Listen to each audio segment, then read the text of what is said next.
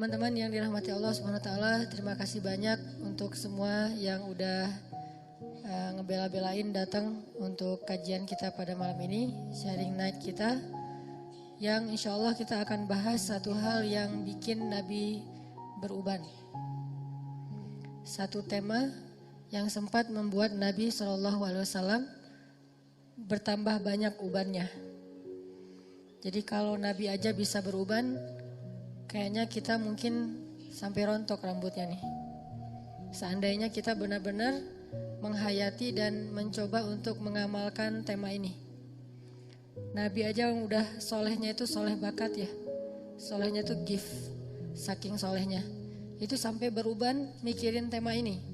Apalagi kita yang mungkin solehnya udah effortnya luar biasa tapi masih hasilnya biasa-biasa aja.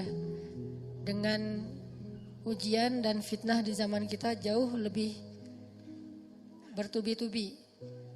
Kalau kata Nabi tentang zaman kita itu seperti potongan-potongan malam. Makin lama makin nambah fitnahnya, bukan makin berkurang. Ujiannya makin bertambah, bukan makin berkurang. Sehingga tema malam ini adalah tema yang sebetulnya serius. Walaupun tidak harus kaku, tapi tema yang penting. Bisa dibilang Islam itu cuma ada dua. Syahadat, istiqomah, udah itu aja. Kalau kita mau nanya Islam itu apa? Secara umum, garis besar dari Islam itu cuma dua. Pertama syahadat. Syahadat itu kalau kita terjemahkan dalam konteks kita yang udah muslim, berarti taubat atau hijrah, itu semuanya masuk dalam bab yang sama. Kalau non muslim berarti syahadat masuk Islam. Kalau yang udah muslim berarti taubat atau berhijrah dalam makna yang lebih luas. Berarti Islam itu cuma hijrah sama istiqomah. Kalau kita benar-benar bisa ngejalanin dua tema ini udah cukup buat kita. Kalau dalam bahasa surat Ali Imran tuh, ya ayyuhalladzina amanu ittaqullaha haqqa tuqatih wa la tamutunna illa wa antum muslimun. Cuma dua itu. Ittaqullaha haqqa tuqatih wa la tamutunna illa wa antum muslimun. Belajar taat kepada Allah dan jangan berubah lagi sampai mati. Belajar untuk mencari ridha Allah dan jangan lagi berpaling sampai akhir hayat, last breath gitu, sampai nafas terakhir kita. Belajar untuk memprioritaskan Allah dan jangan lagi mengganda dengan yang lain sampai akhir hayat kita. Kalau kita bisa kayak gini, maka kita menjadi orang-orang yang muflihun, orang yang beruntung. Cuman dua itu doang tuh Islam. Kalau kita sederhanakan. Tapi kalau kita breakdown, ketaatan itu kan macam-macam ya. Ada ketaatan dalam bentuk belief, yaitu iman. Siapa yang paling kita yakini? Ada ketaatan dalam bentuk ritual, ibadah. Gimana ibadah sholat kita terutama 5 waktu. Kemudian ketaatan dalam bentuk sosial.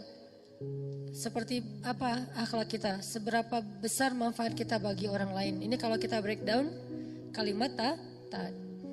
Nah kalau kita udah belajar taat, maka coba fokus kayak gitu aja sampai akhir hayat.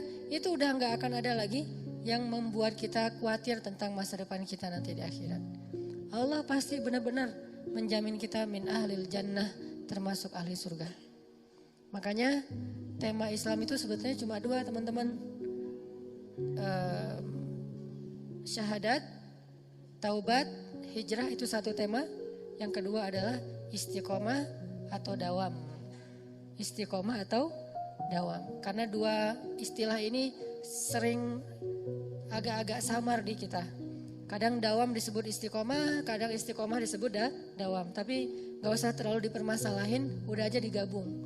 Istiqomah dan dawam. Nah malam ini kita akan bahas bab ini. Bab tentang gimana setelah kita berhijrah kita bisa kayak gini itu sampai akhir hayat. Setelah kita bertekad pengen berubah kita itu sampai akhir hayat. Setelah kita bertekad pengen berhijab kita itu sampai akhir hayat. Setelah kita bertekad pengen memprioritaskan Allah, prioritas Allah itu sampai akhir hayat kita. Dalam masalah apapun, sesulit apapun kehidupan kita. kita pengen belajar itu satu tema yang kata Nabi telah membuat rambutku beruban. Jadi ada sahabat ngelihat Nabi, kenapa ya Nabi akhir-akhir ini kok rambutnya lebih banyak beruban? Cepat gitu, yang sebelumnya nggak kayak gitu, sekarang lebih cepat, kayak banyak masalah. Kata Nabi apa? Syayyabatni, telah menjadikan aku beruban suratu Hud wa ikhwatuha. Telah menjadikan aku beruban surat Hud dan ayat-ayat yang ada di dalamnya. Salah satu ayat di dalam surat Hud yang membuat Nabi cepat beruban itu adalah ayat istiqomah. Coba kita buka surat Hud. Surat ke-11 ayat 112. Ini salah satu ayat yang bikin Nabi cepat beruban. Surat ke-11 ayat 112.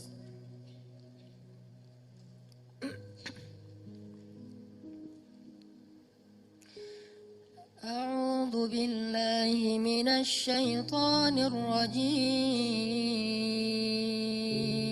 Silakan.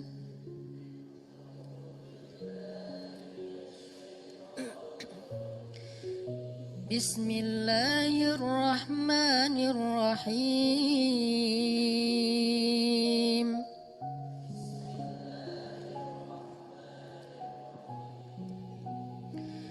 Fastaqim kama umirta wa man taba ma'aka wa la tatghaw.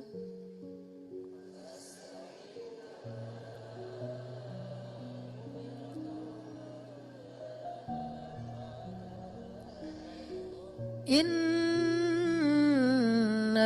bima ta'maluna basir.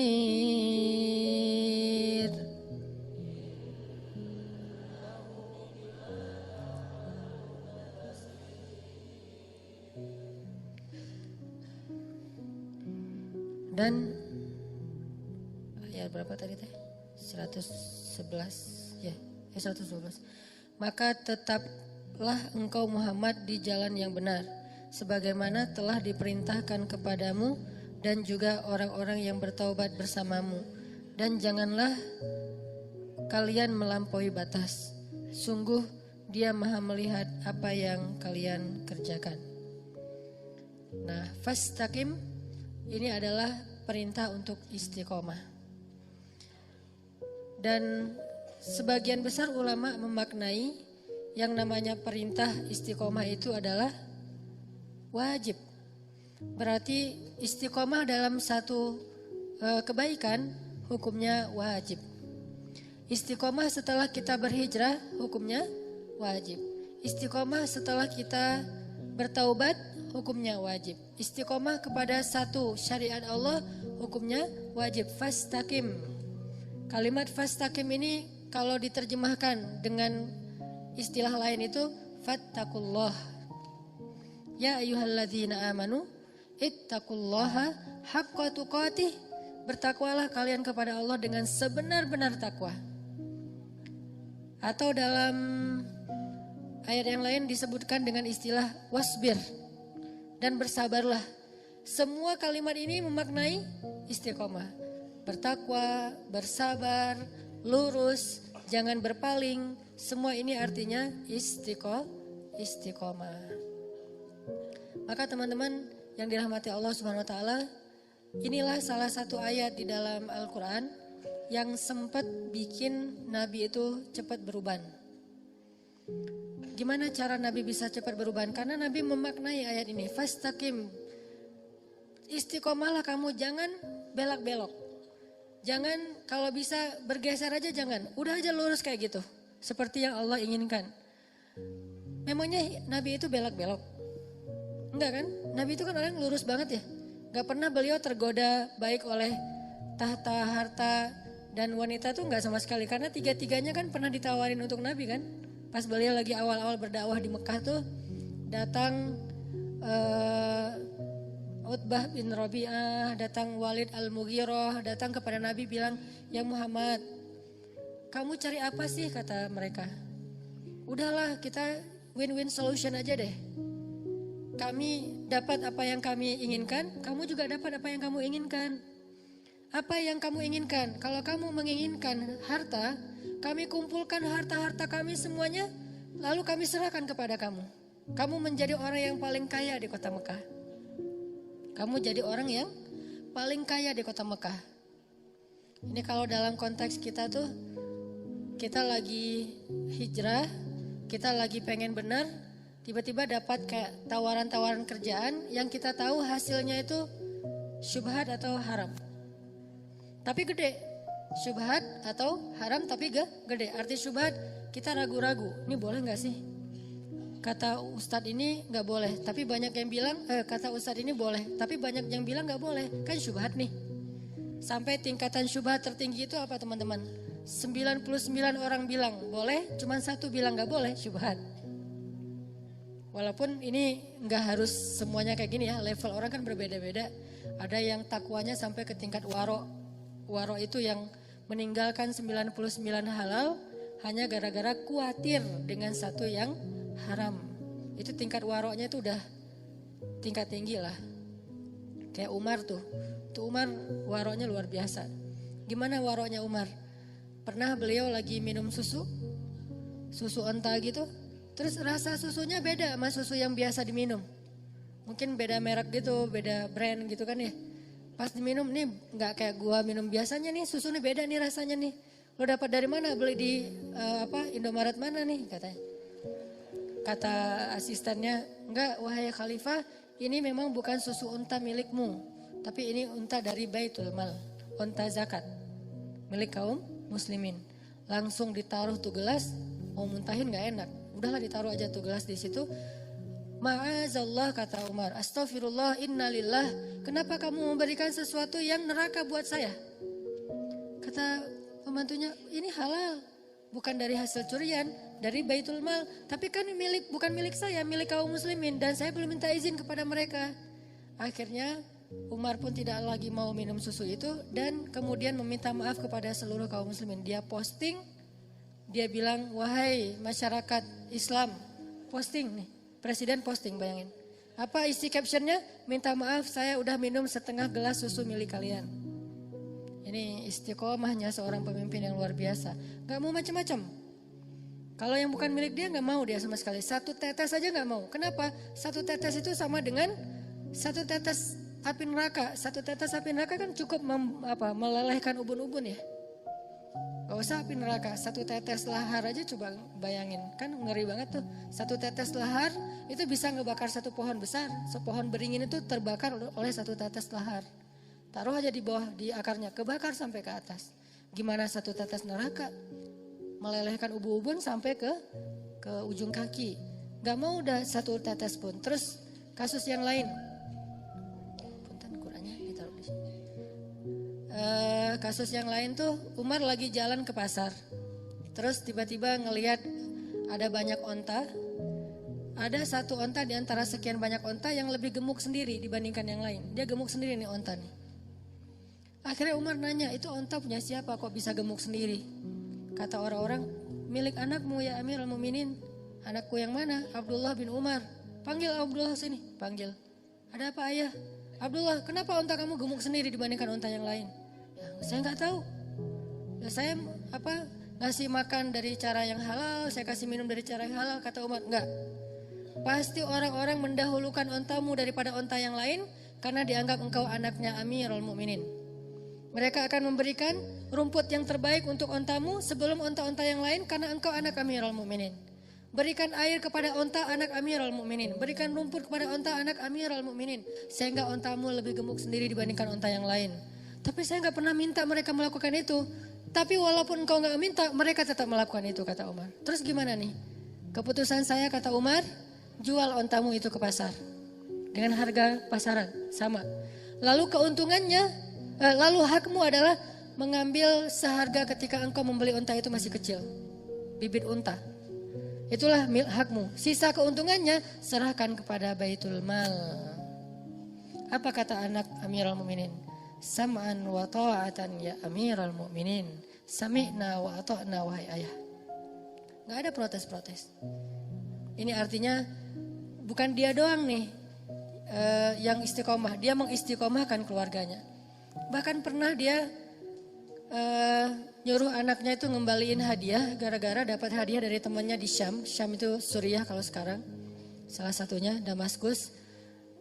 Anaknya Umar itu dapat hadiah dari Damaskus dari temannya kayak gitu. Gak tahu lagi ulang tahun atau lagi apa, pokoknya dikasih hadiah aja. Pas sampai di Madinah dilihat sama Umar, ini dari mana nih hadiahnya nih?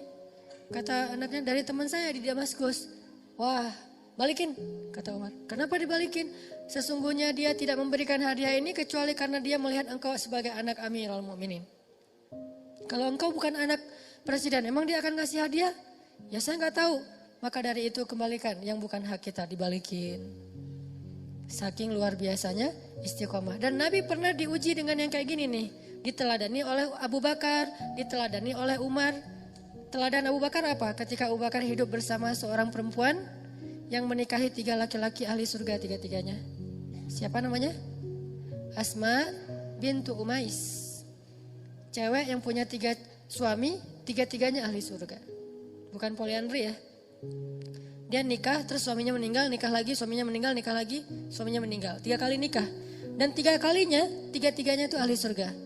Suami pertama Ja'far, Nabi menyebutnya Tayyar. Seorang laki-laki yang punya sayap di surga, itu Ja'far. Nanti kalau teman-teman masuk surga ngelihat ada yang terbang-terbang, itu Ja'far namanya. Jangan foto, ini siapa sih? Jangan, udah ketahuan Ja'far. Gak tahu, gak pernah ikut talim ya. Ja'far namanya kalau yang punya sayap di surga. Kedua suaminya Abu Bakar. Udah dijamin surga dalam banyak hadis. Yang ketiga suaminya Ali bin Abi Thalib. Jadi 3 kali nikah, tiga-tiganya punya anak. Dan 3 suaminya itu adalah min ahlil jannah. Mubasysyirina bil jannah. Orang yang dijamin masuk surga. Nah di masa Asma jadi istrinya Abu Bakar. Jadi Asma ini bisa dibilang satu-satunya perempuan yang pernah jadi ibu negara 2 kali. Pas istri Abu Bakar sama pas jadi istri Ali. 2 kali jadi ibu negara. Dan dia ibu negara pertama dalam Islam. Asma bintu Umais. Nah pas masa dengan Abu Bakar kan pedagang kain aslinya. Terus sejak dia jadi khalifah dia udah gak ngurus dagangannya. Sampai lama-lama habis aja bangkrut. Terus diputuskan oleh syuro bahwa Abu Bakar dapat gaji dari Baitul Mal, gaji dari pemerintah gitu. Nah gajinya kecil, sejak digaji keluarga Abu Bakar ini nggak pernah makan daging lagi di rumah, karena udah nggak sanggup beli daging, belinya cuman tempe, tahu gitu, udah nggak sempat beli daging. Sampai suatu saat Asma bilang, ya Abu Bakar, boleh nggak kalau misalnya kita tabung dari hasil belanja bulanan, saya sisihkan sedikit saja. Nanti setelah beberapa lama kalau udah cukup, saya pengen beli daging sesekali. 1/4 kilo juga nggak apa-apa, yang penting makan daging. Udah lama banget kita nggak makan daging. Kata Abu Bakar, coba aja kalau bisa disisihin setiap hari sama Asma. Yang harusnya beli, misalnya makan telur 1 orang 1 butir, sekarang 1 butir bagi 4 gitu telurnya teh. Telur rebus bagi 4. Terus juga kalau roti 1 orang 1, sekarang 1 orang 1 roti bertiga. Atau 1 roti seharian dicicil makannya. Diirit banget sama Asma. Sampai setelah beberapa lama akhirnya tabungan Asma ini bisa untuk beli daging sedikit. Dia bilang kepada Abu Bakar, ya Abu Bakar ini udah dapat nih bisa beli daging. Boleh saya pakai untuk beli daging? Berapa wahai Asma? Disebutkan angkanya. Lalu Abu Bakar mengatakan, wahai Asma, berarti gaji saya selama ini lebih ya? Lebih dari kebutuhan kita? Rela nggak jika kita berikan kembali gaji yang sisa ini kepada Baitul Mal dan mulai bulan depan gaji saya dikurangin sebagaimana yang kamu bisa menyisihkannya. Apa kata Asma? Sam'an wa ta'atan. Solehnya orang dulu tuh.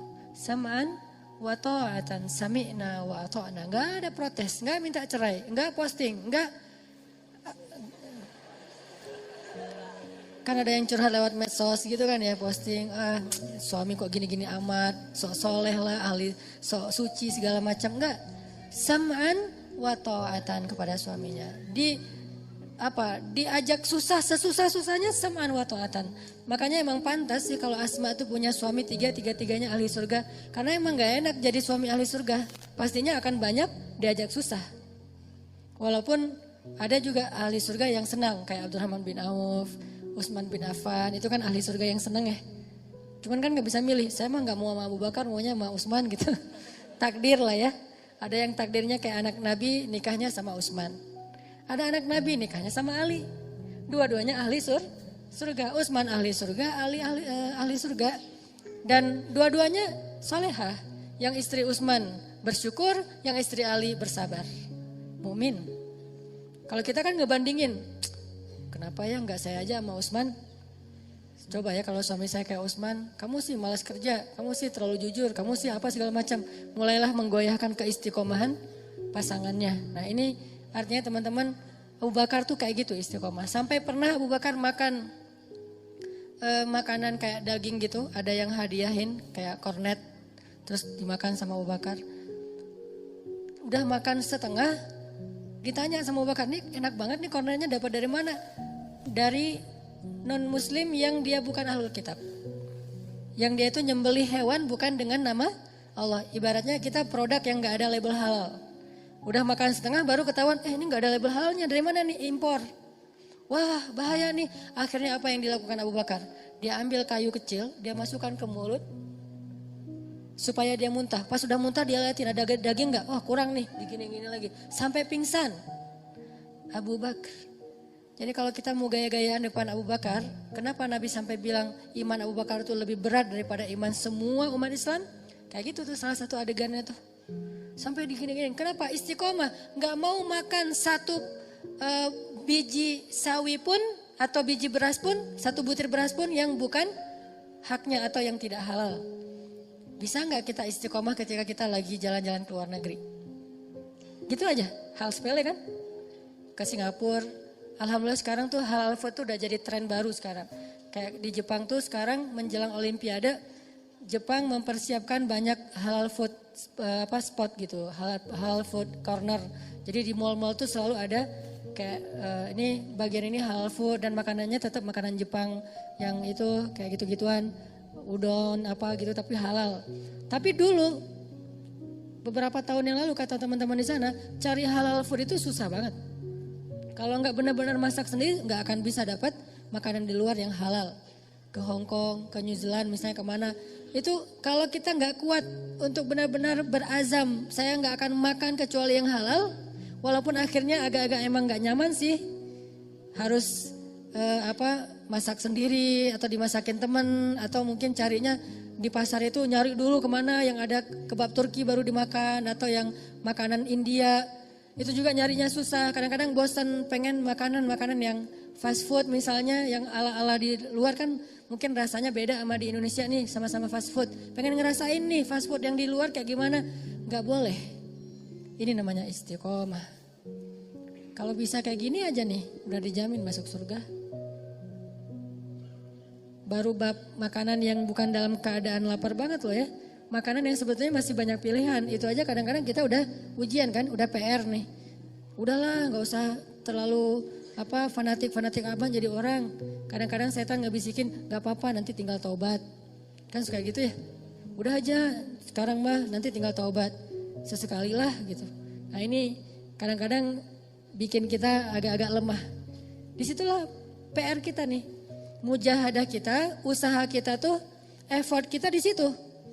Setelah kita berhijrah, setelah kita taubat, udah coba effortnya cuman fokus dengan istiqomah saya mah gak mau ngelanggar. Saya bilang pengen main boleh tapi jangan bikin dosa. Pengen have fun boleh tapi jangan nambah dosa. Pengen nongkrong boleh tapi jangan lalai buat kita jadi jauh dari Allah.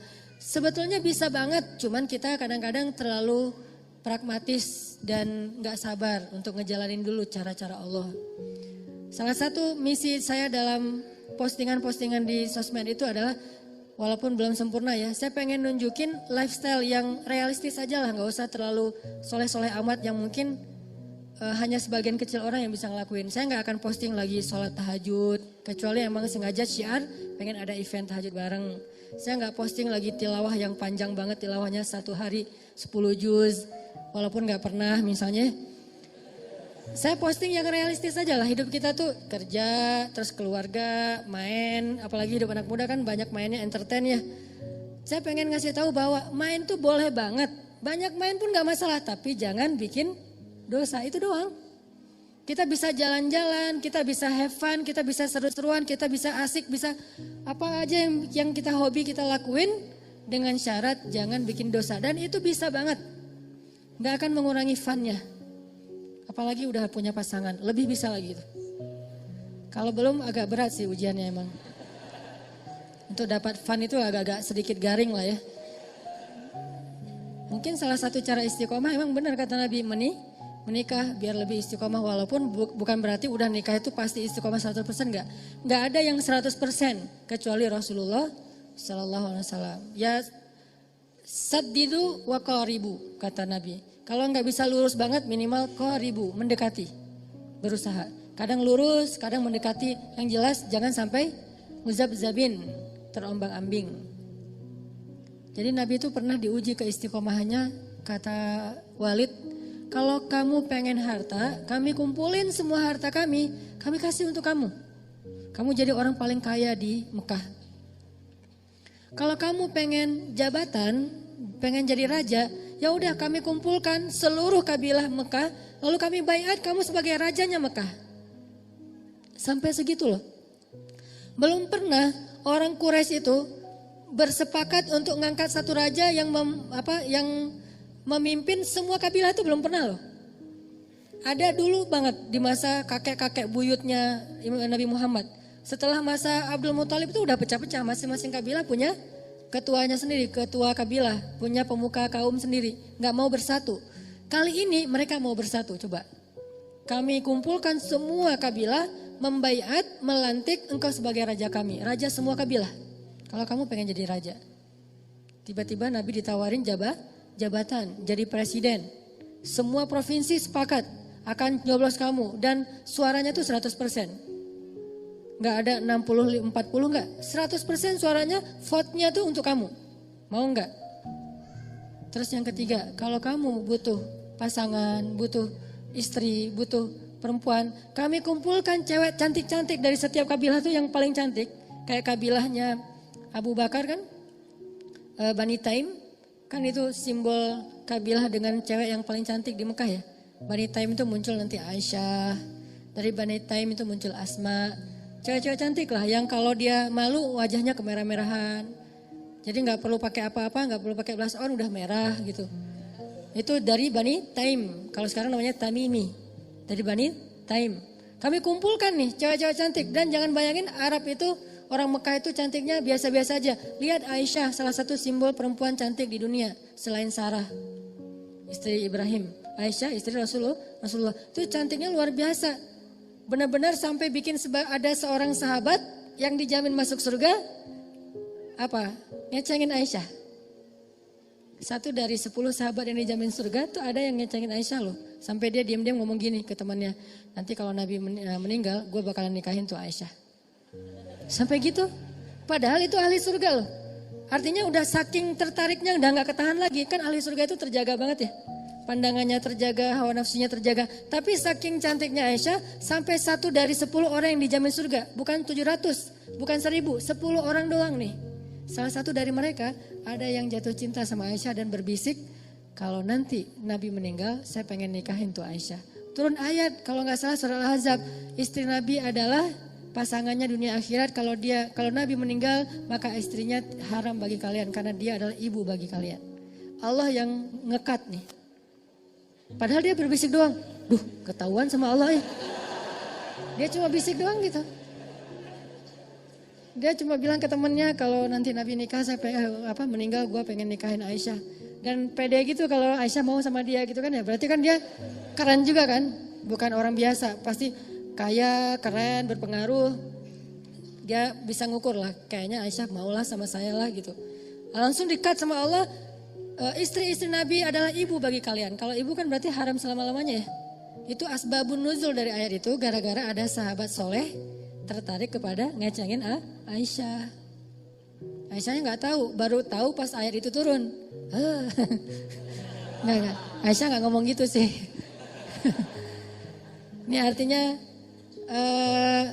cewek cantik Mekah itu memang sampai Nabi itu kadang-kadang bilang cewek Mekah itu lebih cantik daripada cewek Madinah. Apa bedanya? Cewek Madinah itu mirip orang Asia, agak-agak matanya kecil. Kalau Mekah tuh matanya besar. Dan simbol kecantikan perempuan menurut Al-Quran, hurul ain, yang matanya besar. Yang kita menerjemahkannya bidadari. Itu terjemahan Indonesia tuh. Kalau terjemahan yang benarnya bukan bidadari, perempuan bermata jelita. Besar tapi sayu dan bulu matanya tuh lentik. Alisnya bertaut. Gak lurus, kalau kita kan udah ditatoin masih lurus. Ini kurang gede, gedein lah, lama-lama jadi kayak balok gitu. Enggak. Kalau Aisyah itu benar-benar bertaut, terus bulu lentik, matanya besar tapi sayu, enggak sampai melotot gitu, enggak. Keren aja pokoknya. Sehingga simbol perempuan cantik menurut surat Ar-Rahman dan beberapa surat yang lain, hurul ain, yang matanya jelita. Nah, Mekah punya cewek dengan mata jelita di beberapa kabilah, salah satunya Aisyah. Sehingga ketika ada sahabat menikah dengan cewek Madinah pas sudah hijrah, Nabi nanya, kamu udah ngelihat belum calon istri kamu? Belum ya Rasulullah. Lihat dulu dong kata Nabi. Soalnya di mata cewek Madinah itu ada sesuatu. Di mata cewek Madinah ada sesuatu. Maksudnya apa? Orang Mekah itu senang yang matanya besar. Jangan-jangan kamu belum ngelihat. Takutnya nanti kamu di luar ekspektasi kamu. Loh kok gini? Postingannya kemarin beda perasaan. Soalnya belum diedit. Lihat dulu hasil originalnya bukan hasil editannya. Akhirnya di situ ada kayak indikasi bahwa cewek cantik itu yang matanya besar. Sehingga sekarang banyak kayak operasi gitu kan, bedah supaya matanya lebih besar. Nah, kata Walid, kalau kamu pengen perempuan, kami kumpulkan cewek-cewek cantik semekah. Ini juga menjadi bukti bahwa kalau Nabi mau, Nabi bisa aja nikahin banyak perawan loh. Kalau ada yang nuduh Nabi itu laki-laki yang ada kelainan dalam masalah kayak gituan, biologis segala macam. Enggak, kalau Nabi mau, itu dapat tawaran tuh. Semuanya dari setiap kabilah dikasih satu yang keren-keren. Atau kalau mau lebih dari satu silahkan aja. Tapi Nabi mengatakan, syaratnya apa kata Nabi?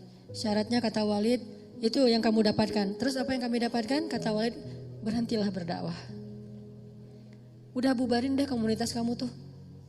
Udah kamu jangan posting-posting lagi yang bikin orang makin nambah followers. Udah aja kamu biasa-biasa aja lah, nggak usah pakai 1 minute booster apa segala macam. Apaan sih? Pokoknya disuruh berhenti berdakwah. Kenapa? Karena semakin lama followers Nabi Muhammad semakin nambah, followers orang-orang kayak Walid itu semakin berkurang. Rata-rata tuh sehari unfollow tuh banyak banget loh dari akunnya Walid. Dia ngitung, kemarin perasaan masih 100.000, kenapa jadi 90.000? Terus berkurang. Padahal Muhammad itu gak pernah ngejelek-jelekin akun orang lain loh. Gak pernah, jangan follow akunnya Walid _al-Mughirah, jangan. Itu fake, Nabi gak pernah ngejelek-jelekin orang. Nabi gak pernah jadi haters, gak pernah komen yang negatif. Beliau fokus aja dengan dakwahnya. Tapi karena dakwahnya simpatik, karena dakwahnya itu emang keren, akhirnya orang tuh saling nge-repost, saling nge-tag, saling nge-mention. Mulailah followers Nabi bertambah. Karena jumlah followers secara total emang segitu, kalau bertambah ke sini pasti berkurang dari sini kan. Ketika di sini bertambah, di sini berkurang. Karena mereka gak akan nge-follow dua-duanya. Beda dengan kita, karena nge-follow tuh banyak ya. Kalau mereka tuh nge-follow karena follow-nya tuh follow iman ya. Pilih satu, yang lain ditinggalkan. Tinggalkan dakwah. Tinggalkan kerjaan kamu itu. Tinggalkan komunitas kamu. Bubarin. Kata Nabi, seandainya matahari diletakkan di tangan kananku, rembulan di tangan kiriku. Artinya diberikan dunia seisinya. Aku tidak akan berhenti dari dakwah ini walaupun 1 jengkal. Ini namanya istiqomah. Kalau Nabi konteksnya dakwah, kalau kita minimal konteksnya hijrah. Mungkin kita nggak usah ngomongin dakwah dulu deh, karena ujian dakwah ini kan berat banget ya. Minimal kita ujian pribadi aja dulu, jangan dari orang lain. Kalau kita ngedakwahin orang lain kan ujiannya dari orang lain. Kalau ini dari desakan diri kita nih, hijrah, istiqomah dalam makanan yang halal, istiqomah dengan menutup aurat yang sempurna. Modal bebas, saya selalu bilang modal jilbab itu bebas. Silakan mau pakai tutorial hijab yang gimana aja terserah deh. Yang penting menutup auratnya dengan baik. Bisa sampai ke lutut, bisa cuma siku, bisa cuman pundak tapi dimasukin ke dalam, luarnya pakai coat gitu yang longgar kayak orang Turki misalnya. Terserah deh masalah model hijab, yang penting menutupnya dengan baik. Dan kata baik ini nanti ditafsirkan lagi dalam bab fikih. Saya nggak ngomongin fikih, yang jelas menutup aurat dengan baik. Istiqomah. Kadang-kadang ujiannya apa? Ujiannya panas, sehingga kita akhirnya agak-agak mikir nih. Dia kan cuma sepupu doang. Padahal sepupu itu kan bukan muhrim ya. Kan cuma sepupu doang, dari kecil juga main bareng dan gak ada perasaan juga. Bukan masalah perasaan kita dan bukan masalah perasaan dia. Gue percaya kok dia gak ada perasaan apa-apa ke saya. Saya juga gak ada perasaan ke dia. Kita saling percaya, tapi kita gak percaya sama setan. Kita tuh bukan mencurigai teman kita. Bukan gak yakin dengan diri kita curiga sama setan. Kayak jalan berdua nih. Kan kita udah temenan dari dulu. Lu kayak gak kenal gue aja, kenal. Terus lo ada perasaan yang aneh-aneh tentang gue? Enggak, biasa aja. Terus gue yakin banget sama lo, gue yakin sama diri sendiri, tapi gue nggak yakin sama setan. Karena dia yang ketiga di antara kita. Dialah yang yuwaswis. Jadi orang ketiga itu bukan yang nikung kita. Orang ketiga itu bukan yang dengerin curhat. Orang yang ketiga itu bukan yang modus. Orang ketiga itu adalah setan, yuwaswisu fi sudurin nas. Jadi kita tuh bukan gak percaya sama teman kita. Kita bukan gak percaya sama sepupu. Dia gak akan ada perasaan, Ustadz ke saya. Kalau gak ada perasaan kan gak apa-apa.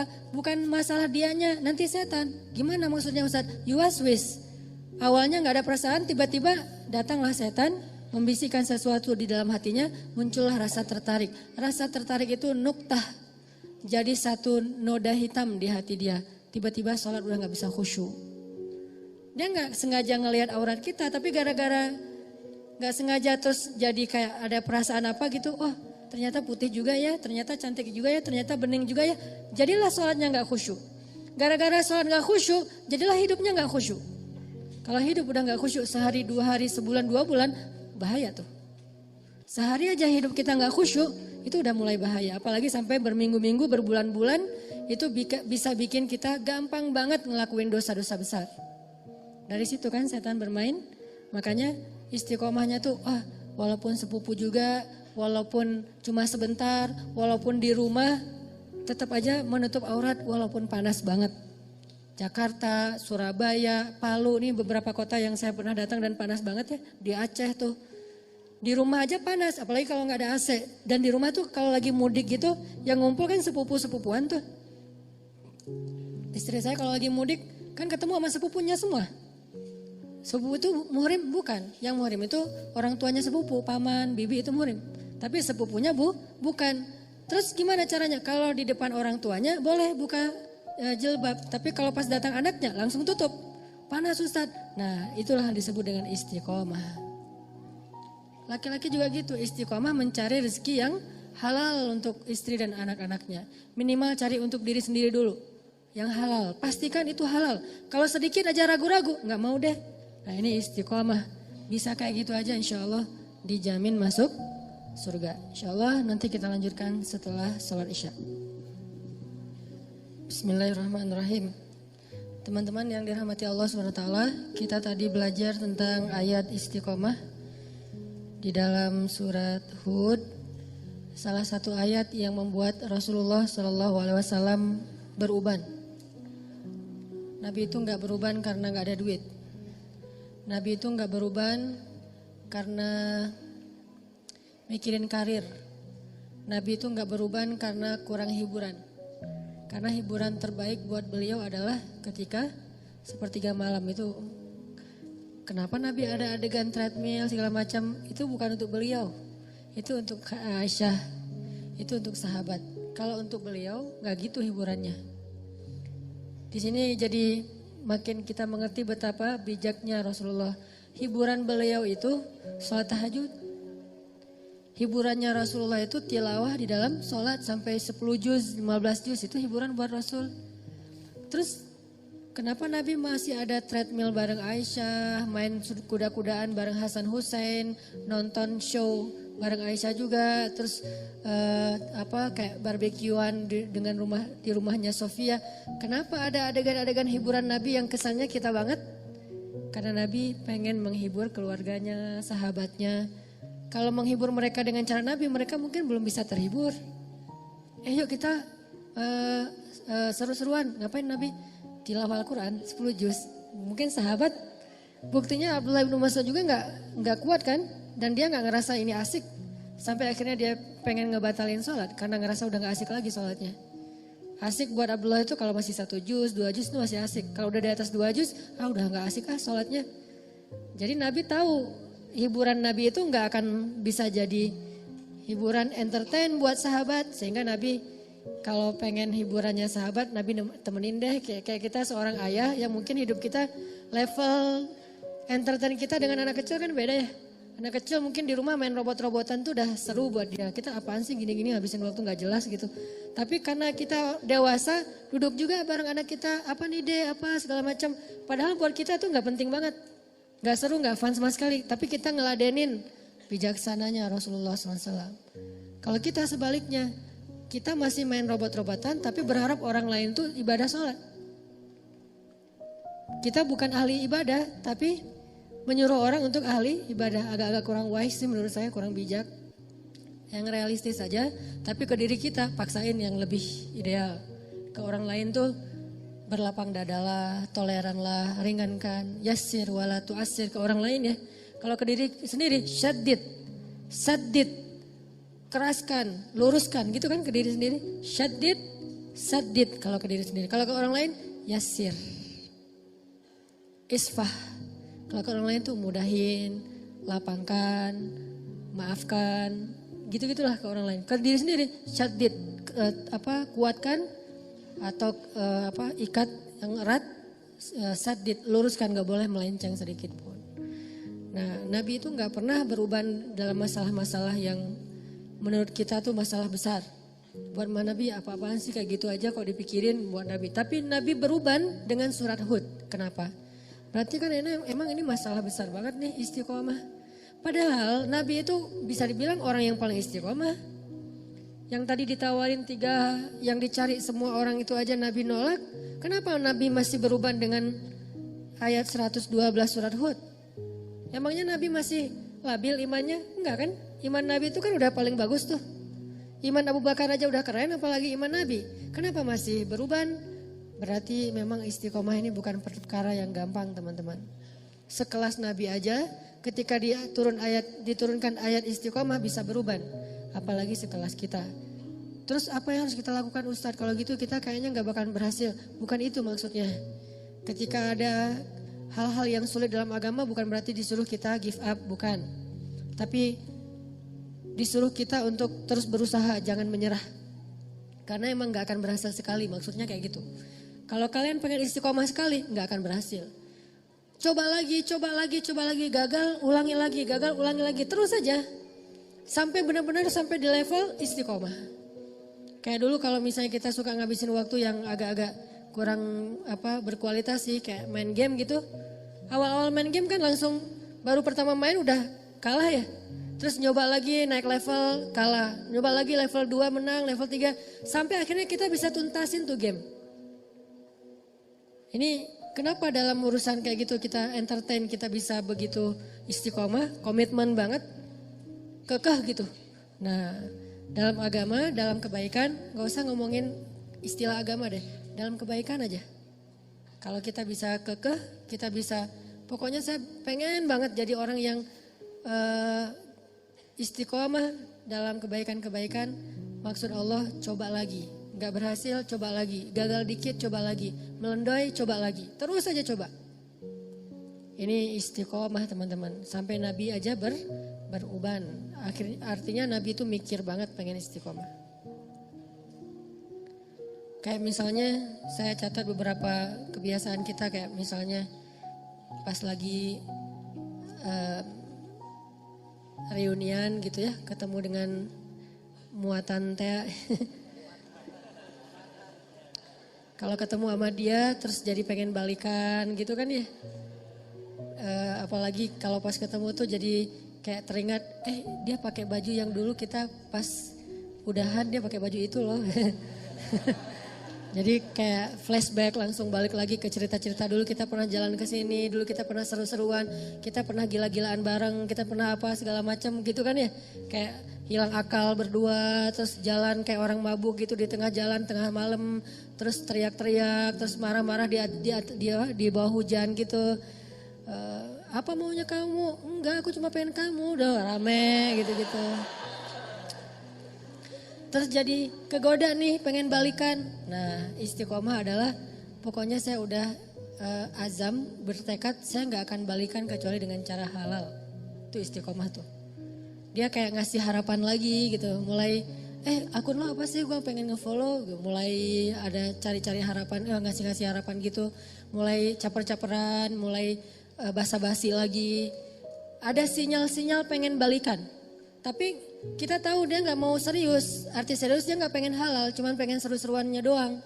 Berarti istiqomah di sini adalah saya nggak bakalan balikan kecuali dengan saya terima nikahnya kamu. Kamu ambil deh cincinnya, pakai Bruno Mars lah pokoknya. Marry you. Kalau lo pengen balikan, ya udah ambil cincin ini kita nikah aja. Terus habis itu kita bisa seru-seruan, gila-gilaan habis nikah. Nah ini namanya istiqomah nih. Nggak mau balikan kecuali dengan cara terhormat. Terus kayak lagi punya duit, ngelihat ada teman kita kayak bedah plastik gitu, apa bibirnya pengen disuntik, jadi lebih tebal misalnya kan ya, kan lebih keren, lebih seksi gitu. Gue berapa sih kalau mau pengen nebelin bibir? Oh cuman 7 juta. Wah gue ada nih uang hadiah ulang tahun gue dari nyokap misalnya 5 juta, terus dari ayahnya 5 juta, 10 juta nih. Bisa nih kayaknya gue suntik-suntik bibir biar lebih tebal gitu, kayak siapalah gitu, gak usah disebut namanya. Nah ini kan godaan ya, kita bisa tapi gak boleh, itu kan godaan banget tuh. Kalau pengen tapi gak bisa, ini gak terlalu ngegoda sih. Pengen dan mampu itu godaan banget tuh. Pengen tapi gak mampu, ya sabar aja. Gue sabar orangnya, kenapa? Gak bisa juga, gak mampu gitu. Tapi kalau bisa, mampu, kayaknya udah gak ada masalah, kita masih nahan, berarti istiqomah insya Allah. Jalan nih, duitnya sih nipis, tapi jalan bareng teman-teman. Lihat Onitsuka gitu kan ya, wah nih modelnya warnanya gua banget nih. Misalnya dia senang warna-warna tanah gitu, warnanya, oh ini coklat nih Onitsuka, terus lagi ngetren gitu kan, anak-anak SMA pada pakai, teman-teman sekelas pada pakai, semuanya Onitsuka, kecuali saya sendiri yang masih pakai apa gitu kan ya, yang lain pada Onitsuka pengen beli, tapi nggak ada cash, nggak cukup juga duitnya, harus nyicil, jangan deh tabung dulu sampai bisa beli tanpa harus nyicil misalnya. Ini orang istiqomah, dia punya prinsip, tapi prinsip itu berlaku untuk dirinya.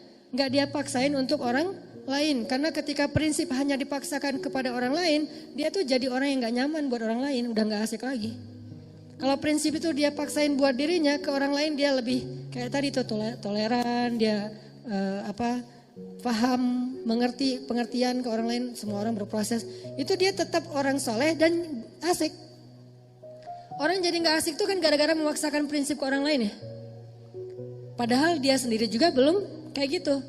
Nah, jangan maksain, tapi kita contohin, kita bikin itu sesuatu yang buat dia pengen, aku pengen lu kayak kamu, orangnya tuh gak kegoda walaupun di antara teman-teman yang pada misalnya lagi naik gunung gitu. Udah lama dia udah berhenti ngerokok nih. Pas kali-kalinya lagi pengen ke gunung, dingin, yang lain pada udah coba aja sebatang. Enggak lah, gue mah daripada ngerokok mending gue permen aja deh gitu misalnya. Ini istiqomah kan, dia udah komitmen gak bakalan ngerokok lagi karena kata dokter itu gak sehat untuk dia. Dia pernah sampai masuk rumah sakit gara-gara itu. Udah dia azam, dia bertekad gue berhenti ngerokok. Teman-temannya semuanya ngerokok, dia gak akan nyalahin orang lain. Kalian ngerokok enggak. Yang penting saya udah gak lagi sekarang. Soalnya dia mungkin pakai bahasa-bahasa yang lebih santai lah.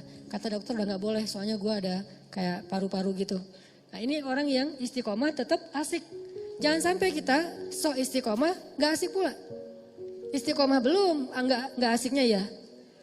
Kenapa? Karena kita juga belum punya prinsip hidup, tapi maksain orang tuh harus berprinsip. Ini gak enak banget nih. Toh Nabi aja kayak tadi tuh, beliau punya standar ideal banget, tapi ke orang lain gak pakai standar itu. Jadi Nabi itu punya dua standar loh, standar diri sama standar orang lain.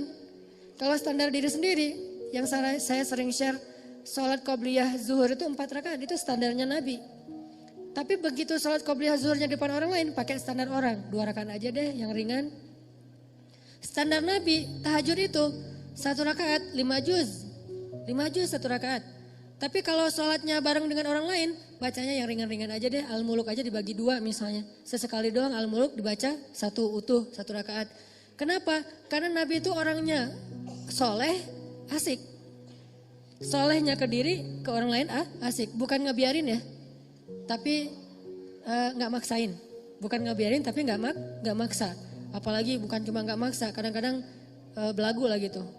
Merasa udah paling keren sendiri gitu di antara teman-temannya. Padahal dulu dia juga berproses. Ini istiqomah teman-teman.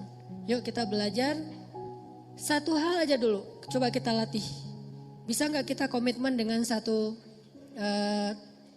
program kita nih. Saya tahun 2018 pengen program misalnya berat badan nggak boleh lebih dari, kalau saya karena tingginya sekian misalnya berat badan sebutlah maksimal 65. Idealnya sih 60. Kalau udah lebih 60 berarti saya udah gak istiqomah. Push up. Minimal sehari push up 50 kali. Bisa gak istiqomah dan dawam? Istiqomahnya apa? Makan gak boleh lebih dari jam 7 malam misalnya. Malam sebelum tidur minum air hangat. Atau malam jam 9 itu paling telat minum air hangat. Karena katanya ya bukan saya juga gak ngerti. Katanya kalau minum air hangat itu membakar lemak. Gak tahu sih. Atau treadmill, lari, sepeda seminggu 2 kali misalnya. Terus pull up minimal sekali pull up itu 5 kali deh. Kalau nggak mau banyak-banyak 5 kali. Latih terus. Nah dawam dan istiqomah dengan pantangan-pantangan. Dawamin programnya, istiqomah dengan pantangannya. Nggak boleh kebanyakan gula, nggak boleh kebanyakan soda. Mulai belajar minum kopi sedikit gula sampai minum kopi nggak pakai gula. Terus juga nggak pakai soda. Yang soda-soda mulai ditinggalkan. Terus lama-lama mulai dawamin air putih, makan makanan yang sehat, pola hidup, tidur yang cukup. Semua ini adalah istiqomah dan dawam. Satu hal aja, pokoknya saya pengen ikut sunnah yang kayaknya kece nih. Apa? Six pack. 2019 harus jadi nih badan. Terus latihan, nggak mungkin kan six pack tapi yang lain nggak kebentuk ya. Yang namanya six pack insya Allah kebentuklah semuanya, puncaknya di perut. Kalau nggak six pack minimal 3 lah. 3 juga udah cukup. Atau kalau nggak 3 juga minimal nggak offset lah. Rata gitu ya nih, bisa rata aja udah keren banget tuh. 2018 gue pengen rata. Mungkin badannya tuh nggak sekeren Adirai, tapi minimal bisa dibilang otot gitu. Nah ini jalanin, dawamin programnya, istiqomahin pantangannya. Satu hal aja. Kalau mau ngomongin hal-hal yang sifatnya sunnah tapi kece gitu. Kalau mau sunnah yang lebih bold dan gak usah diomongin ke orang lain, pokoknya 2018 gue pengen hafal 5 juz. Ini bold ya, bukan yang lebih entertain. Buat sendiri aja, pengen 5 juz. Gak usah diumum-umumin, gak usah posting 2018. 5 juz, ngapain diposting? Ya kayak gitu-gitu. Kalau yang mau diposting banyak main, banyak manfaat, gak apa-apa posting. Kan gak ada riak juga kan? Wah main riak, gak apa-apa kalau main riak mah ya. Tapi kalau saya posting banyak tilawah, banyak salawat, agak-agak gimana gitu. Karena saya ngerasa belum banyak tilawahnya. Masa saya tilawah misalnya sekali sejuz sehari, bilang banyak. Sementara guru saya, anggota dewan di Jakarta tuh sehari 10 juz. Dan itu dari sejak kelas 6 SD udah kayak gitu. Sehari 10 juz murajaah hafalannya. Berarti 3 hari khatam. Beliau baru boleh bikin tagline banyak tilawah. Udah kita baru 1 juz gak usah bikin banyak tilawah. Udah aja yang realistis lah, banyak main tapi jangan banyak dosa. Karena kalau main riak gak masalah, gak akan menggugurkan pahala main ya. Ustaz jangan riak tuh dengan main. Emang pahala gitu. Kalau niatnya untuk dakwah mungkin pahala. Tapi setidaknya amanlah dibandingkan ibadah. Coba 2018 saya pengen 5 juz. 5 juz itu setahun, jangan dikejar sebulan, gak bakalan jadi tuh. Kecuali kita benar-benar fokus tinggal di pesantren yang ngafal Quran, kayak gak ngapa-ngapain. Kalau normalnya mah untuk kita lebih realistis setahun deh 5 juz. Mumpung saya masih 19 tahun nih. Target nikah 24 tahun, ada 6 tahun kan? 6 tahun, setahun 5 juz. Jadi tuh, akad nikah, Qul a'udzu birabbin nas. Wah gitu doang. Jangan lupa, ini ayat surat terakhir yang saya hafal dari Al-Baqarah maksudnya. Bukan Qul a'udzu birabbin nas baru mulai ya. Qul a'udzu birabbin nas itu udah selesai. Maharnya apa? Seperangkat alat sholat. Maharnya apa? 1 gelang, 1 cincin, 1 rumah, 1 mobil. Ditutup dengan surat An-Nas. Daripada ditutup dengan surat Al-Baqarah, Alif Lam Mim misalnya. Surat An-Nas. An-Nas setelah dia menghafal dari Al-Fatihah sampai Al-Falaq ditutup dengan An-Nas. Bisa tuh 6 tahun, setahun 5 juz dibagi. Dibagi per bulan, dibagi lagi per hari. Itu dawam. Jadinya sedikit banget enggak, Ustaz enggak keren ah. Keren kalau dawam. Kalau cuma sehari enggak keren emang. Tapi kalau dawam itu keren. Makanya ketika ada sahabat nanya ke Nabi, ya Rasulullah, ayyul amal ahabba ilallah. Amal apa yang Allah paling suka? Apa jawaban Nabi? Adwa muha wa in qallat. Yang paling dawam walaupun sedikit. Yang paling dawam itu artinya konsisten. Kalau istiqomah itu artinya komitmen. Yang paling dawam walaupun sedikit. Sedikitnya misalnya coba 5 juz bagi setahun. Saya belum pernah bagi. Anggap aja sehari ngafalnya cuma 2 baris atau 3 baris. Sehari cuma 3 baris. Nggak seru kurang keren. Teman-teman saya tuh sehari 1 halaman. Jangan lihat sekarang, lihat setahun. Ketika itu sudah dawam, itu jadi keren di mata Allah. Malah kata Nabi itu amal yang Allah suka banget. Coba bikin program, gak usah banyak-banyak, tapi targetnya dicicil.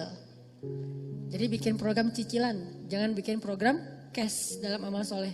Saya pengen nyicil hafal Quran, saya pengen nyicil tahajud. Gimana nyicil tahajud? Mulai dari target saya tahun ini tahajudnya lengkap 11 rakaat, dimulai dari jam 3. Nyicilnya dari jam 4:04. Kan azan jam 4 misalnya 30, ada waktu 15 menit. Salat tahajud apa Ustaz? Witir dulu 1 rakaat. Beberapa minggu, asal bisa dawam aja nih. 2 minggu, setiap malam bisa witir 1 rakaat. Itu keren loh. Daripada semalam 11 rakaat, 3 juz, besok enggak. Sebulan kosong. Enggak gitu. Mending gua 2 minggu ke depan sebelum sholat subuh wajib witir 1 rakaat deh. Gitu aja. Witir 1 rakaat. 2 minggu tuh witir 1 rakaat. Allah tuh sayang banget sama kita. Minggu ketiga mulai witir 3 rakaat deh. Bulan berikutnya tambah tahajud 2 rakaat, witir 3 rakaat. Mulai bangun jam 4, mulai bangun jam 4 kurang 1/4, mulai setengah 4, mulai setengah 4 kurang, mulai jam 3. Jam 3 udah mulai normal nih, jaga tren itu tuh. Kalau udah dijaga setahun, insya Allah itulah amal yang paling disukai Allah. Baru disebut ahli tahajud. Kalau belum, namanya bukan ahli tahajud, pernah tahajud. Pernah tahajud, pernah tilawah 1 juz ya. Pernah puasa Senin Kamis, pernah sedekah, pernah doang. Pahala sih, cuman nanti di akhirat nggak digolongkan dalam golongan itu. Kan di akhirat itu ada golongan ya. Yauma idzi yasdurun nas ashtatan. Ashtatan itu artinya kelompok-kelompok. Masing-masing ada komunitas. Nanti di akhirat itu ada komunitas subuhan, ada komunitas tahajudian. Ada komunitas sedekah, ada komunitas kayak duha gitu. Nah, ada orang yang di komunitas mana aja dia ikut. Kayak kita sekarang seneng ngegeng gitu, geng sana ikut, geng sini ikut, anak-anak parkour dia main, anak-anak BMX dia main, anak-anak skate dia main, anak-anak motor dia jalan juga touring. Artinya kan dia gaul banget ya. Karena semua bisa, BMX bisa, parkour bisa, skate bisa, mau motoran bisa. Anak sepeda dia ngegowes kemana ikut, berarti dia bisa semua nih. Di akhirat ada yang kayak gitu juga sih. Tahajud ada dia, duha ada dia, sedekah ada dia. Yang parah gak ada di mana-mana, sendiri doang nih. Kenapa bisa sendiri? Karena dia pernah tahajud, pernah duha, pernah sedekah, pernah tilawah. Bukan ahlinya. Lihat ahli dengan pernah bedanya, dawam dan istiqomah. Jadi kalau kita pengen punya komunitas nanti di Padang Mahsyar, komunitas tuh beda loh treatmentnya sama sendiri. Komunitas tuh biasanya dapat banyak kemudahan nanti di Padang Mahsyar. Kenapa? Saling mentestimoni gitu. Ya udah kayak kita misalnya check in under group dengan sendiri. Kalau FIT kita jalan sendiri tuh harga tiket lebih mahal satu. Kalau beli tiket grup itu lebih murah. Kedua, pas check in bagasinya kalau sendiri overweight itu bakalan bayar per kilo kan. Kalau under group overweight satu disubsidi sama teman-teman yang kurang gitu kan. Nah itu logika sederhana di akhirat juga gitu. Kalau kita overweight dikit nanti udah deh ntar saya gantiin. Atau misalnya harga tiketnya kemahalan tuh masuk surga, gak apa-apa kalau beli grup lebih murah. Emang kayak gitu kaidahnya, kaidah jamaah. Karena berjamaah itu lebih berkah. Nah gimana biar masuk komunitasnya? Jadilah ahlinya. Gak bakalan jadi ahli kalau cuman pernah. Walaupun pernahnya tuh, saya pernah tuh, kayak saya pernah sholat tarawih semalam 10 atau 15 juz di Mesir. Pernah tapi nggak berulang, kapok, sekali doang. Itu juga gak sengaja diajak sama guru saya, Hanan yuk ikut tarawih, imamnya bagus. Kan saya kayak imam hunter gitu kan, mencari-cari imam yang keren gitu, yang bacaannya bagus saya cari tuh. Enak soalnya, dan saya pasti milih softnya di luar masjid. Walaupun yang terbaik di soft pertama, tapi untuk sholat sunnah saya pengen nyoba di luar, imamnya bagus dan soundnya di masjid tuh bagus-bagus tuh. Jadi kita kayak lagi nongkrong tapi ngedengerin sholat. Nah waktu itu imamnya emang bagus, tapi Al-Baqarah, Al-Imran, An-Nisa, Al-Maidah, Al-An'am, sampai At-Taubah, sampai Yunus. Masya Allah nih imam ngeri banget.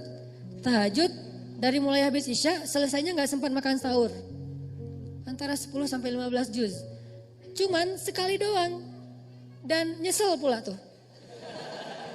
Gak tahu berpahala apa enggak nih. Nyeselnya kayak saya jadi... Pas saya baca cerita Abdullah bin Mas'ud yang sholat di belakang Nabi terus dia kayak nyesel gitu, saya kebayang karena saya juga pernah ngerasain kayak gitu. Sholat di belakang Nabi nih Abdullah bin Mas'ud. Pertama enak lama-lama loh kok lama banget nih nggak sujud nggak ruku-ruku. Lama-lama Abdullah mengatakan tahu gini saya nggak akan ikut dari awal. Dia ngebatin kayak gitu. Saya juga kayak gitu pas saat tahajud. Tahu gini saya nggak mau ikut sama Syekh. Pas pulang gimana Hanan? Besok lagi. Aduh gak enak badan saya. Gak mau lagi seumur-umur. Sampai sekarang. Kalau dibawa lagi ke Mesir gak mau saya. Kenapa? Gak kuat. Bayangin tahajud dari Isya sampai menjelang sahur. Dan sahur di Mesir itu bukan imsak kayak kita. Sahurnya batasannya tuh azan subuh. Jadi udah deket azan subuh. Kita pas habis witir. Itu makan itu udah kayak orang lapar banget. Karena bentar lagi azan subuh. Saking full semalaman sholat. Nah ini namanya bukan ahli tahajud. Pernah tahajud 10 juz, minimal pernah lah. Buat jadi bahan ceramah doang gitu. Ya gue pernah loh sholat tahajud 10 juz, padahal cuma sekali doang. Dan itu juga gak sengaja dan nyesel lagi. Kalau orang yang di masjid itu, nah itu baru keren. Kakek-kakek yang udah berapa tahun kayak udah 10 tahun kayak gini. Nah itu namanya ahli tahajud dengan model Rasul. Itu beneran. Nanti insya Allah mungkin kita berhusnuzan, dia bakalan masuk komunitasnya Rasulullah. Foundernya tuh Rasul, terus anggotanya tuh orang-orang yang tahajud kayak Ibnu Abbas, Abdullah bin Zubair, kayak gitu-gitulah anggota-anggotanya, termasuk yang di masjid Sayyidah Zainab nama daerahnya. Masjid Sayyidah Zainab itu kalau kayak saya yang cuma pernah sekali nggak masuk komunitas. Tapi berpahala nggak? Kalau ikhlas tetap berpahala. Pahala sama komunitas itu beda. Pahala itu reward, kalau komunitas itu kayak dapat satu anggota, tanda anggota tuh, bukan reward doang. Jadi tanda anggota dan beda nanti treatmentnya di akhirat. Dawam istiqomah. Istiqomah di sekolah tuh teman-teman semuanya punya pasangan. Pacaran gitu lah. Kita istiqomah sendiri. Kan keren ya, soalnya gak ada yang mau misalnya. Pengalaman. Alhamdulillah saya belum pernah pacaran. Sekali-kalinya cuma LDRan dan itu gak penting-penting amat. Cuman kayak email-emailan doang, cuman say hi doang. Terus apalah udah di Mesir tuh LDRan. Itu juga gak lama, cuma beberapa bulan diputusin. Langsung tawaf Sungai Nil gitu kan. Sekali-kalinya diputusin, kan berat banget tuh. Alhamdulillah gak pernah pacaran yang kayak sentuhan, jalan bareng tuh gak pernah. Kenapa? Alhamdulillah gak ada yang mau. Lo mau gak sama gue? Enggak ah, males banget. Lo mau gak? Enggak, males banget. Semuanya males banget. Ya udah deh, gue sendiri aja. Alhamdulillah. Gara-gara gak pernah jadi kayak jadi ada obsesi yang terpendam gitu kan. Pokoknya saya pengen pacaran yang gila-gilaan. terwujud setelah halal. Makanya bisa habis-habisan, bisa totalitas, bisa kemana-mana. Pokoknya pengen ngabisin waktu pacaran aja deh berdua. Nah ini artinya istiqomah. Walaupun penyebabnya kadang-kadang emang nasib sih, istiqomahnya nasib. Kenapa nggak pacaran tadi? Nggak ada yang mau, nggak menarik, nggak berprestasi, nggak tajir juga, nggak keren dulu. Sekarang juga enggak gitu ya, sombong. Nah artinya teman-teman bisa nggak nih di SMA nih anak-anak SMA ya, apalagi yang masih SMA. Teman-teman yang lain tuh kayak semuanya pada punya pasangan gitu. Kalau misalnya pas liburan sekolah jalan kemana, terus di bangkunya ada nama dia masing-masing ditulis di bangku gitu. Kita bangku kosong gitu kan ya, rapi banget bangkunya, nggak ada tulisan siapa-siapa gitu. Nah ini namanya istiqomah. La tahzan. Jangan khawatir kalau kita istiqomah. Kenapa? Orang yang istiqomah itu kan identiknya kadang-kadang dia kayak kesepian ya. Sendiri, gak punya teman. Terutama ketika dia hidup di lingkungan yang lain pada seru-seruan. Dia sendiri yang gak seru. Akhirnya kayak gak dilibatin. La tahzan kalau kita ngerasa sendiri. Kenapa? Nahnu awliyaukum fil hayatid dunya wa fil akhirah. Kata Allah, kami akan nemenin kamu. Kami, bukan saya, kami. Siapa kami? Allah dan para malaikat. Cuman kita nggak ngelihat doang. Tapi sebetulnya kita tuh punya geng. Ketika kita istiqomah itu kalau kita ngerasa gara-gara istiqomah jadi sendiri, la tahzan, jangan khawatir. La tahzan, jangan berkecil hati. La tahzan, jangan sedih. Nahnu awliyaukum fil hayati dunia. Kami temenin kamu di dunia dan nanti kami temenin kamu di akhirat. Allah yang janjiin bakalan nemenin kita. Tanpa niat kita ngejauhin orang lain ya. Orang yang ngejauhin kita nggak ada pengen ngejauhin orang. Kalau kita yang pengen ngejauhin orang lain itu beda babnya. Itu kesannya kita kayak eksklusif gitu, nggak boleh. Tapi kalau orang yang ngejauhin kita gara-gara nggak bisa diajak happy-happyan, seru-seruan kayak gitu, la tahzan, jangan sedih. Nahnu awliyaukum. Kami akan nemenin kalian kata Allah di dalam Al-Quran. Mudah-mudahan ini jadi motivasi buat kita. Coba program 2018 ini ke depan mau ngeistiqomahin dan ngedawamin project apa nih? Gak usah banyak-banyak deh, satu aja. Dan jangan terlalu berat, ringan tapi dawam, konsisten. Mudah-mudahan nanti jadi sesuatu yang berat. Baik yang sifatnya ibadah, ataupun iman, hijrah, ataupun moral, akhlak, ataupun hal-hal yang sifatnya entertain tapi positif. Gak apa-apa, olahraga, main apa aja lah pokoknya selama itu positif. Karena yang kemarin saya bahas di Usnisbah, main juga berpahala dalam Islam. Coba ambil satu hal terus dawamin.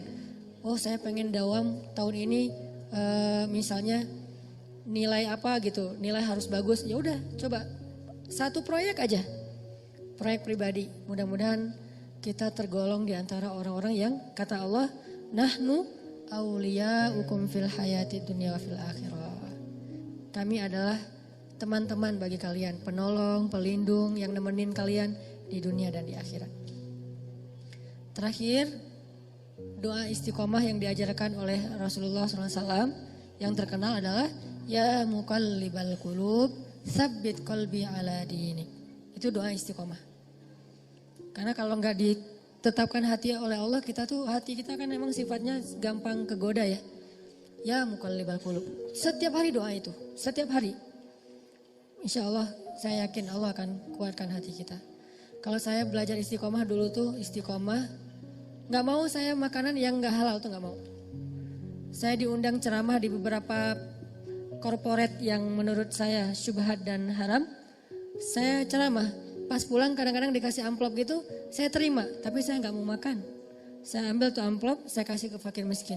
Kok ke orang lain dikasih Ustaz? Kalau ke fakir miskin halal. Kalau ke sayanya nggak boleh. Kadang saya diundang ceramah, Ustaz boleh ceramah di kantor kita, kantor apa? Adalah kayak gitu. Oh ya boleh. Biasa pulang, Ustaz ini buang uang transport, saya ambil. Diambil, langsung cara saya cari tetangga atau siapa bagi-bagi. Walaupun dia taunya saya, seolah-olah saya ngasih pahala bukan saya. Jadi nambah silaturahim kan. Kenapa? Saya nggak mau banget mengasih makanan untuk anak-anak saya yang bikin mereka ntar nggak dengar nasihat saya. Karena udah bercampur daging dan darahnya dengan yang gak halal. Susah dengar nasihat, susah khusyuk. Nanti mereka jadi moralnya rusak, akhlaknya jadi nggak baik lagi. Istiqomah itu aja dulu yang saya pastikan. Ternyata alhamdulillah bisa berkah juga tuh rezeki. Allah kasih kok rezeki dari cara-cara yang halal dan lebih dari kebutuhan. Nah ini artinya la tahzan, gak usah khawatir. Walladzina jahadu fina lanahdiyannahum subulana wa may yattaqillah yaj'al lahu makhraja. Yang bersungguh-sungguh di jalan kami kasih jalan-jalan keluar. Siapa yang taat kepada Allah, Allah kasih jalan keluar.